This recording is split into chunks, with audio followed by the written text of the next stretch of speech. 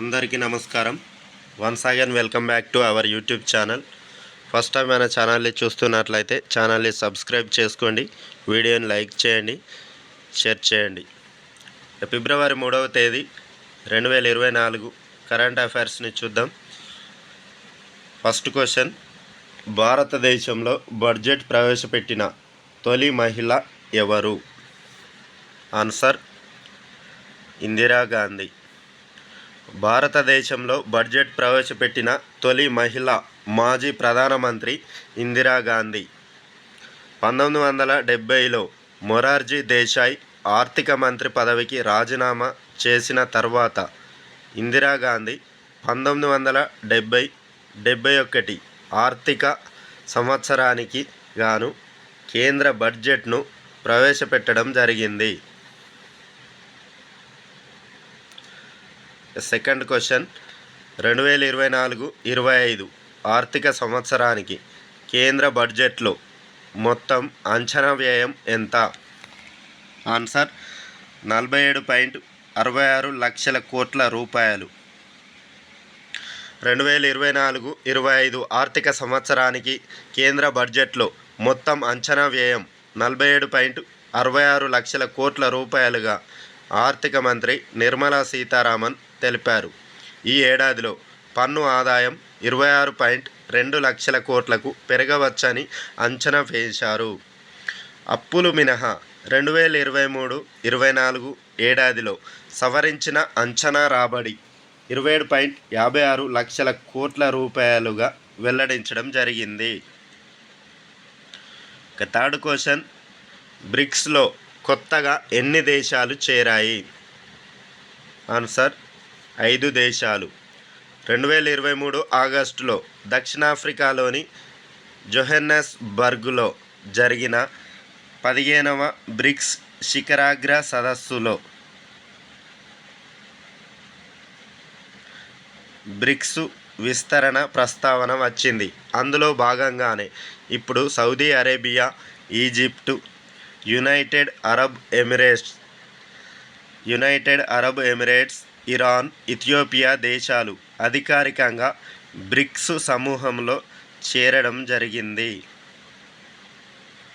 Fourth question, 2024-25 బడ్జెట్లో ఏ రంగానికి అత్యధిక కేటాయింపులు జరిగాయి? ఆన్సర్ రక్షణ రంగం. ఆర్థిక మంత్రి నిర్మలా సీతారామన్ మధ్యంతర బడ్జెట్ను పార్లమెంట్లో ప్రవేశపెట్టడం జరిగింది. ఈ బడ్జెట్లో రక్షణ మంత్రిత్వ శాఖకు అత్యధికంగా 6.1 లక్షల కోట్ల రూపాయలను కేటాయించడం జరిగింది. దీని తర్వాత రోడ్డు రవాణా మరియు రహదారుల మంత్రిత్వ శాఖకు 2.78 లక్షల కోట్ల రూపాయలతో రెండవ స్థానంలో నిలవడం జరిగింది. ఫిఫ్త్ క్వశ్చన్, భారత సైన్యంలో మొదటి మహిళా సుబేదారుగా ఎవరు నియమితులయ్యారు? ఆన్సర్ ప్రీతి రజక్. భారత సైన్యంలో మొదటి మహిళా సుబేదారుగా టాప్ షూటర్ హవల్దార్ ప్రీతి రజక్ సుబేదారుగా పదోన్నతి పొందారు. భారత సైన్యంలో ఈ ర్యాంకు పొందిన తొలి మహిళగా ప్రీతి రజక్ చరిత్ర సృష్టించారు. చైనాలోని హాంగ్జౌలో జరిగిన 19వ ఆసియా క్రీడలు 2022లో ఉమెన్ టీమ్ ఈవెంట్లో ప్రీతి రజక్ రజత పథకాన్ని కైవసం చేసుకొని కార్ప్స్ ఆఫ్ మిలిటరీ పోలీస్లో చేరడం జరిగింది. సిక్స్త్ క్వశ్చన్, ఫైలేరియా వ్యాధిని నిర్మూలించేందుకు మాస్ డ్రగ్ అడ్మినిస్ట్రేషన్ ప్రచారాన్ని ప్రారంభించాలని ఏ రాష్ట్ర ప్రభుత్వం నిర్ణయించింది? ఉత్తరప్రదేశ్ ముఖ్యమంత్రి యోగి ఆదిత్యనాథ్ ఫైలేరియాను నిర్మూలించే మిషన్లో భాగంగా వార్షిక మాస్ డ్రగ్ అడ్మినిస్ట్రేషన్ ప్రచారాన్ని ప్రారంభించాలని నిర్ణయించారు. ఈ ప్రచారం ఫిబ్రవరి 5వ తేదీ నుండి 15వ తేదీ వరకు కొనసాగుతుంది. రాష్ట్రంలోని 17 జిల్లాల్లో దీనిని నిర్వహించనున్నారు. సెవెంత్ క్వశ్చన్, ఉత్తరాఖండ్ తొలి మహిళా ప్రధాన కార్యదర్శిగా ఎవరు నియమితులయ్యారు? ఆన్సర్ రాధా రాటూరి. 1988 బ్యాచ్కి చెందిన సీనియర్ ఐఏఎస్ అధికారి రాధా రాటూరి ఉత్తరాఖండ్ మహిళా ప్రధాన కార్యదర్శిగా నియమితులయ్యారు. విభజనకు ముందు ఉత్తరప్రదేశ్ మరియు ఉత్తరాఖండ్లో పనిచేసిన రాధా రాటూరికి విస్తృతమైన పరిపాలన అనుభవం ఉంది. 8th క్వశ్చన్, భారతదేశపు మొదటి బీచ్ సైడ్ స్టార్టప్ ఫెస్ట్ ఎక్కడ నిర్వహిస్తారు? ఆన్సర్ మంగళూరు. భారతదేశపు మొదటి బీచ్ సైడ్ స్టార్టప్ ఫెస్ట్ మంగళూరులో నిర్వహిస్తారు. ఫిబ్రవరి 16 నుండి 18 వరకు ఇది జరగనుంది.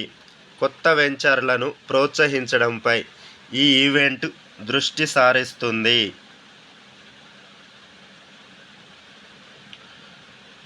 9th క్వశ్చన్, భారత ప్రభుత్వం ఇటీవల ఏ విమానాశ్రయానికి అంతర్జాతీయ విమానాశ్రయ హోదాను ఇచ్చింది? సూరత్ విమానాశ్రయం. గుజరాత్లోని సూరత్ విమానాశ్రయానికి భారత ప్రభుత్వం అధికారికంగా అంతర్జాతీయ విమానాశ్రయం హోదాను ఇవ్వడం జరిగింది. 2023 డిసెంబర్లో ప్రధాని నరేంద్ర మోడీ సూరత్ విమానాశ్రయంలో 353 కోట్ల రూపాయలతో నిర్మించిన ఈ కొత్త టెర్మినల్ను ప్రారంభించారు. 10th question, Asia cricket council అధ్యక్షుడిగా ఎవరు నియమితులయ్యారు? జైషా.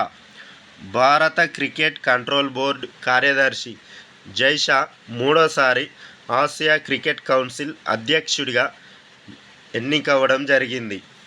బాలీలో జరిగిన ఏసీసీ వార్షిక సర్వసభ్య సమావేశంలో ఈ నిర్ణయం తీసుకున్నారు. ఆసియా క్రికెట్ కౌన్సిల్ను 1983లో స్థాపించారు. Thanks for watching. Please subscribe my channel. Thank you.